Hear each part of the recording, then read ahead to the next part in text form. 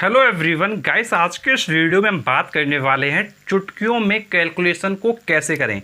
Guys, यदि आप JEE और नीट जैसे एग्जाम की तैयारी कर रहे हैं और आपको कैलकुलेशन में प्रॉब्लम होती है, आपको फिजिक्स में कैलकुलेशन करने में प्रॉब्लम होती है, आपको मैथ्स में कैलकुलेशन करने में प्रॉब्लम होती है, आपके सामने मैथ्स का कोई भी न्यूमेरिकल प्रॉब्लम आता है, आपको प्रॉब्लम सामने आने लगती है, तो अगर तुम्हारे अंदर कैलकुलेशन को लेकर प्रॉब्लम हो रही है, तुम फिजिक्स में बहुत ज़्यादा प्रॉब्लम डील कर रहे हो रिगार्डिंग योर न्यूमेरिकल प्रॉब्लम, चीज़ें तुम्हारे समझ में नहीं आती हैं, तो भाई तुम्हारे कैलकुलेशन को क्या है बहुत ही चुटकियों में तुम हल कर पाओगे, तुरंत ही आसानी से कर पाओगे। तो इसके लिए टोटल मैं आपको 5 पॉइंट्स बताऊंगा। अगर आप उन 5 पॉइंट्स को इंप्रूव कर लेते हो तो डेफिनेटली तुम्हारी कैलकुलेशन बहुत ही चुटकियों में हो जाएगी। तो इसलिए तुमको अगर चुटकियों में कैलकुलेशन करना है तो डेफिनेटली तुमको क्या है इन 5 पॉइंट्स को फॉलो जरूर करना चाहिए। तो देखिए, सबसे फर्स्ट पॉइंट है हमारा वो है बेसिक मैथमेटिक्स। तो देखो, जब कोई बच्चा प्रिपरेशन में आता है तो उसके सामने जब फिजिक्स आती है तो फिजिक्स में एक्चुअली होता क्या है कि उसको बेसिक मैथमेटिक्स नहीं पढ़ाई जाती है और वही प्रॉब्लम करती है उस बच्चे को।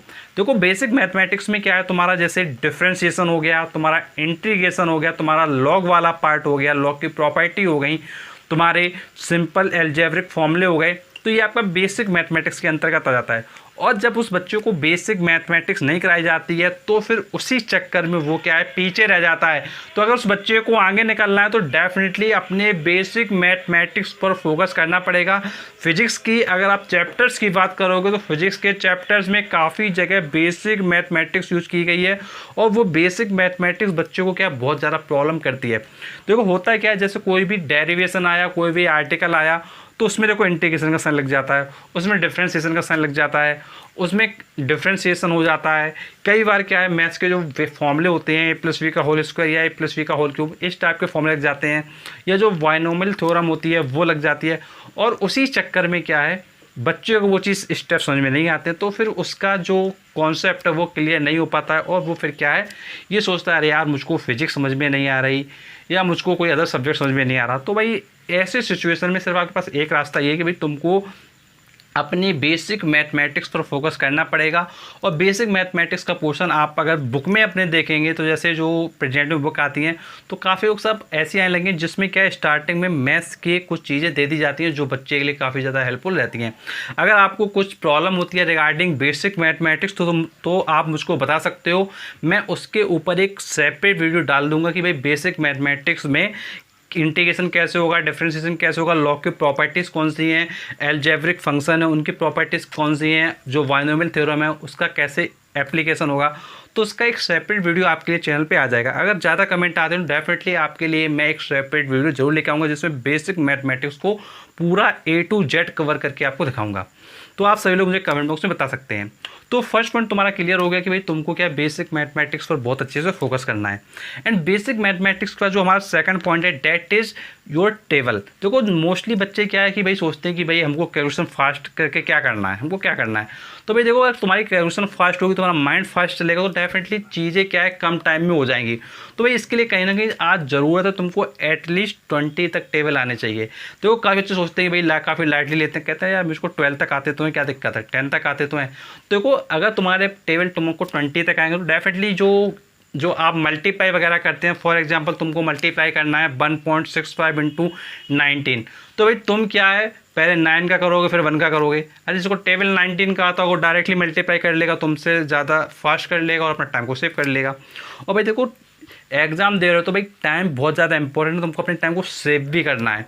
तो इसलिए तुमको क्या है कहीं ना कहीं एटलीस्ट टेबल पर भी फोकस करना होगा। तो ध्यान रखेंगे पॉइंट नंबर 2, एटलीस्ट 20 तक आपको टेबल डेफिनेटली लर्न कर लेना ही है।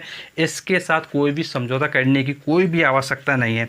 एंड थर्ड पॉइंट आता है फॉर्मूलाज। देखो, बच्चों के साथ एक प्रॉब्लम होती है कि भाई जब वो लर्न करते हैं चीज़ों को, जब अपने क्वेश्चंस को करते हैं तो भाई क्वेश्चंस करते समय उनके माइंड में फॉर्मूलाज स्ट्राइक अगर करते हैं तो बहुत अच्छी बात है। अगर नहीं कर पाते हैं तो भाई कहीं ना कहीं उनको जो सिंबल्स वगैरह होते हैं वो कंफ्यूज कर दे जाते हैं। उनको भाई लिखना था प्रेशर, उन्होंने क्या उसकी जगह कोई दूसरी वैल्यू सब्स्टिट्यूट कर दी। तो ये चीज़ें क्यों होती हैं, ये चीज़ें सिर्फ इसलिए होती हैं बिकॉज आप फॉर्मूले को क्या है लैंग्वेज के फॉर्म में लर्न नहीं करते हो। फॉर एग्जांपल अगर मैं आपसे फॉर्मूले की बात करूँ प्रेशर की, तो भाई प्रेशर का लोग फॉर्मूला लर्न कर लेते हैं P=F/A।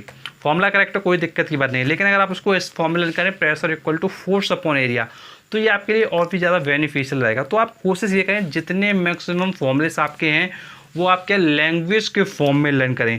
और अगर आप सिंबल के फॉर्म में लर्न कर रहे हैं जैसे P=F/A, तो आपको करेक्टली अपने माइंड में ये चीज़ रखना है कि भाई P क्या होता है, F क्या होता है, A क्या होता है।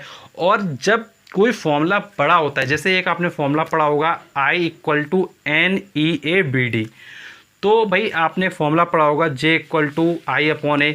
तो भाई जो आपके फॉर्मूलेस होते हैं, इन फॉर्मूलेस को बहुत अच्छे से आपको करना है। और जब इन फॉर्मूलेस को आप अच्छे से लर्न कर लेंगे तो डेफिनेटली आप काफ़ी अच्छे से जब फॉर्मूले से रिलेटेड क्वेश्चंस करेंगे तो आपकी स्पीड, आपकी एक्यूरेसी ऑटोमेटिक इंप्रूव हो जाएगी। चुटकियों में आपके जो आंसर्स हैं वो आना क्या स्टार्ट हो जाएंगे। तो ध्यान रखें कि भाई फॉर्मूले को लैंग्वेज के फॉर्म में क्या लर्न करना है। अब जैसे आप सपोज करो डिस्टेंस, आप जैसे सपोज करो आप स्पीड का फॉर्मूला लर्न करते हो। स्पीड क्या होता है? स्पीड=डिस्टेंस अपॉन टाइम। और कुछ लोग लर्न करते हैं S=d/t। तो भाई कई बार क्या है, सिंबल इधर के उधर हो जाते हैं, उस चक्कर में क्या फॉर्मूला डिस्टर्ब हो जाता है। तो इसलिए लैंग्वेज के फॉर्मूला लर्न करूँ। अब इसके बाद नेक्स्ट है पॉइंट नंबर 4। अब देखो ये सारी चीज़ें हमारे माइंड में टिकी रहे, हमारी बेसिक मैथमेटिक्स टिकी रहे, हमारे जितने भी हमने टेबल लर्न किए वो टिके रहें। और इसके अलावा हमने क्या है अभी चीज़ों को लर्न किया वो सब चीज़ें टिकी रहें। तो इसके लिए तुमको क्या क्वेश्चंस को अटैम्प्ट करना होगा। देखो जितने ज़्यादा क्वेश्चंस करोगे, जितना प्रैक्टिस करोगे, तो डेफिनेटली उन्हीं क्वेश्चन के बेसिस पर वो सारी चीज़ें आपके माइंड में रिटेन हो जाएंगी, आपके माइंड में छप जाएंगी। और तुम्हारा जो जेईई नीट का एग्जाम है उसमें डेफिनेटली चुटकियों में आप आंसर क्या यूँ कर ले जाओगे।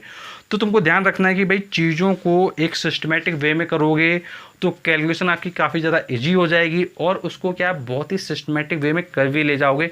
और जो न्यूमेरिकल प्रॉब्लम्स होती हैं उसमें कुछ भी प्रॉब्लम का सामना आपको नहीं करना पड़ेगा। और यार देखो ये तुम्हारे 4 पॉइंट हो चुके हैं। अब इसके बाद तुम्हारा है लास्ट पॉइंट। तो देखो अगर हम लास्ट पॉइंट की बात करें तो वो है आपका टाइम टेबल। देखो जब भी आप प्रिपरेशन कर रहे हो तो भाई एक टाइम सेट कर लो। अगर तुम्हारी कैलकुलेशन वीक है तो एटलीस्ट क्या है आप एक दिन में 1 घंटे का समय दो जिसमें आप क्या है अपने न्यूमेरिकल प्रॉब्लम पर फोकस करोगे। देखो न्यूमेरिकल प्रॉब्लम पर फोकस करना बहुत ज़्यादा इंपॉर्टेंट है क्योंकि न्यूमेरिकल से तुम्हारे सिलेक्शन को पीछे लेके जाते हैं। चाहे तुम बात कर लो जेईई एग्ज़ाम की, चाहे तुम बात करो नीट एग्ज़ाम की। अगर तुमने अगर फोकस नहीं किया, अगर तुमने चीज़ों को नहीं समझा तो फिर तुमको दिक्कत होगी ही होगी। तो इसलिए तुमको ध्यान रखना है, अपने फोकस करना है, अपने अच्छे से चीज़ों को करना है, अपना टाइम टेबल सेट करना है कि भाई मुझको एटलीस्ट 1 आवर पर डे क्या है न्यूमेरिकल पर टाइम देना है और देना ही है। अगर देखो चीज़ों को एक सिस्टमेटिक वे में फॉलो करते जाओगे, ये जो मैंने आपको 5 पॉइंट तक आप फॉलो करोगे तो तुम चुटकियों में कैलकुलेशन तुरंत कर ले जाओगे। तो ध्यान रखना है कैलकुलेशन करने का एक बेस्ट फंडा है जो मैंने आपको बताया। सारी चीज़ों को मेमोराइज करो, चीज़ों को समझो और अच्छे से फॉलो अप करो। और कोई भी प्रॉब्लम होती है, कुछ डाउट होता है तो नीचे कमेंट बॉक्स में कमेंट करके पूछ सकते हो। और ऐसे वीडियोस देखने के लिए आप चैनल को भी सब्सक्राइब करें, नोटिफिकेशन दबाएं क्योंकि आपके लिए और भी ऐसे लेटेस्ट वीडियो मैं लाता रहूँगा। And thanks for watching our video.